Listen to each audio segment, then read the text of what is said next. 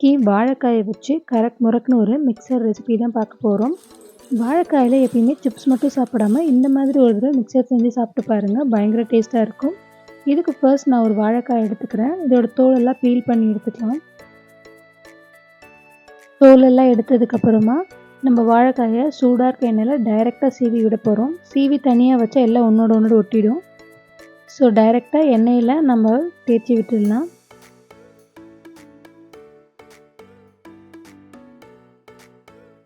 வாழைக்காய் எண்ணெயில் நல்லா ஃப்ரை ஆகிட்டு இருக்கும்போதே கொஞ்சமாக தண்ணியில் மஞ்சள் தூள் உப்பு ஆட் பண்ணி நம்ம இதில் ஸ்ப்ரே பண்ணலாம்.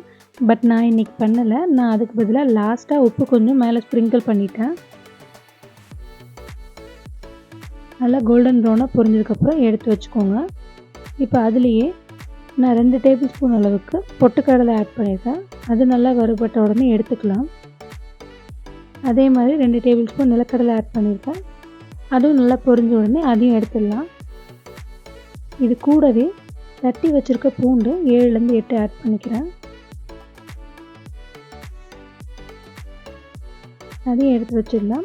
இப்போது ஒரு 3 வரமிளகாயை கட் பண்ணி இதில் ஆட் பண்ணிக்கிறேன். இதுவும் பொரிஞ்ச உடனே தனியாக எடுத்துக்கலாம்.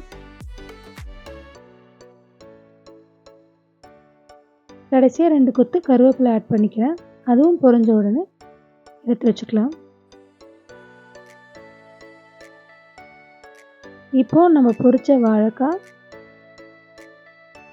பொட்டுக்கடலை, நிலக்கடலை, தட்டி வச்ச பூண்டு, கருவேப்பிலை, வரமிளகாய் எல்லாத்தையும் ஒன்றா சேர்த்துட்டு இது கூட கொஞ்சமாக காரத்துக்கு மிளகாய்த்தூள், கொஞ்சமாக மஞ்சள் தூள், கொஞ்சமாக உப்பு எல்லாத்தையும் மேலே தூவிக்கலாம். மிக்ஸ் பண்ணிங்கன்னா வாழைக்காய் மிக்சர் ரெடி ஆகிடுச்சு. நீங்களும் கண்டிப்பாக ட்ரை பண்ணுங்கள். பிடிச்சா லைக் அண்ட் கமெண்ட் பண்ணுங்கள். ஃப்ரெண்ட்ஸ் அண்ட் ஃபேமிலிக்கு ஷேர் பண்ண மறக்காதீங்க. கூடவே சேனலை சப்ஸ்கிரைப் பண்ணவும் மறந்துடாதீங்க.